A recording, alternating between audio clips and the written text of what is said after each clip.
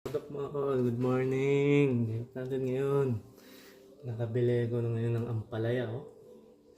Isang taon na yata ako hindi nakakain ng ampalaya. Siyempre, titernuhan natin yan ng pritong bangus.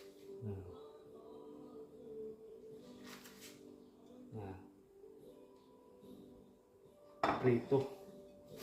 Tara, gisayin natin itong ampalaya ha. Fresh na fresh yung mga ampalaya natin. Oh. Fresh pong Italia. Doon lang pala ako makakabili nito. May mga tips para kung ayaw nyo ng sobrang pait. Pagkahiwa nito, ang gagawin nyo, pipigaan nyo siya sa asin. Kaya lang ako, gusto ko medyo mapait. Kasi nga, bitter tayo ha. Tara, hiwain na natin to. Hiwain na po natin yung isa.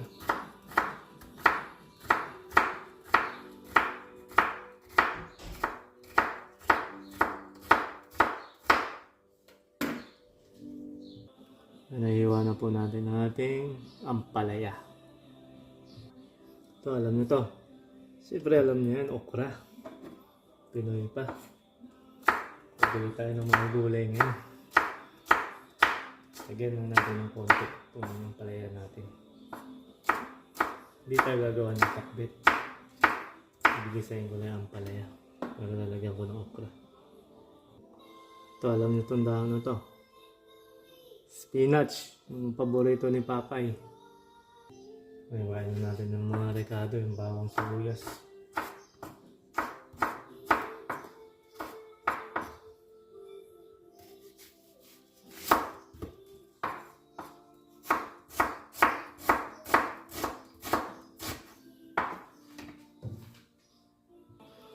Mag-bake din tayo ng 3 itlog.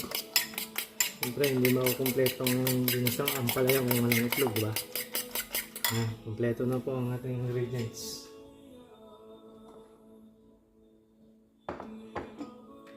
Ang ating ampalaya.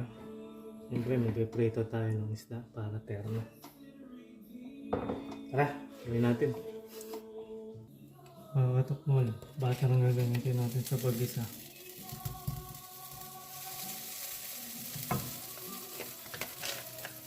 Para healthy living tayo.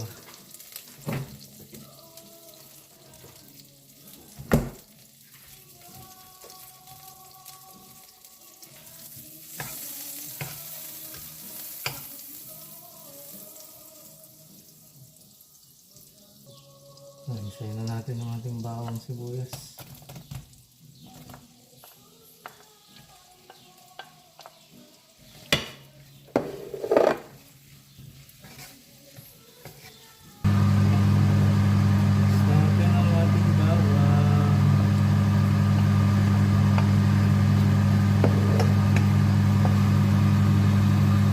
Habang nagigisa tayo, lagay natin yung ating bangus.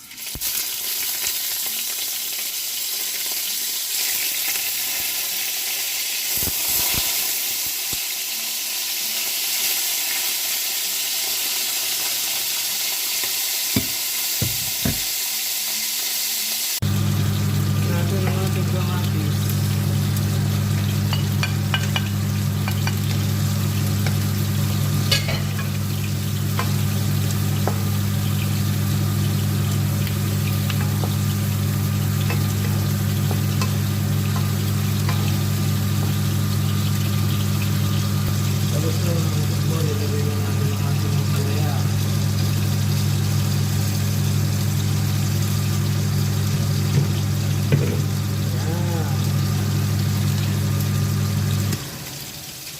Halo-haloy lang natin ang palaya. Saglit lang to. Lahat cook lang natin ito. Para hindi siya gaano mawala yung ganong sustansya.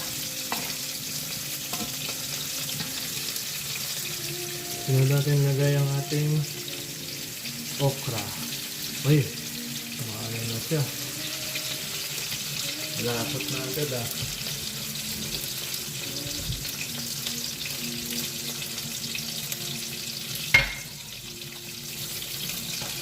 Naglapot na po yung okra. Hindi pa man din nalalagay.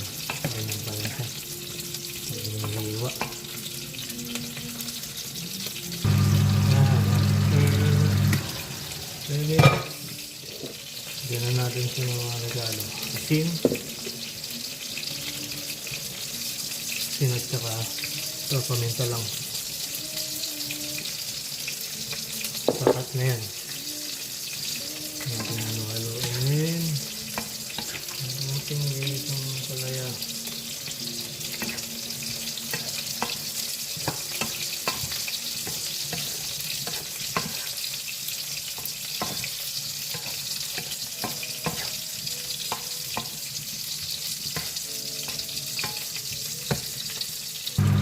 Ito yan, ating itlog.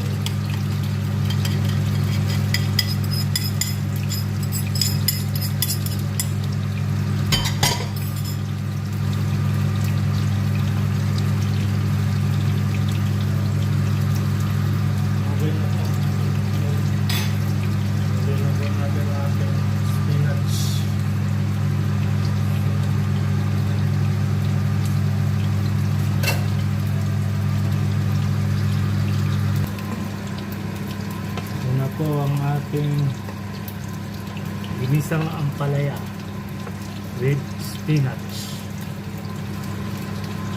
Kaya ating pritong isda ay patapos na rin po. Dahil gutom na tayo, kakain na tayo. Ang kanin kasi matagal pa eh. Tara, tikman natin itong ampalaya natin. Ampalaya with spinach.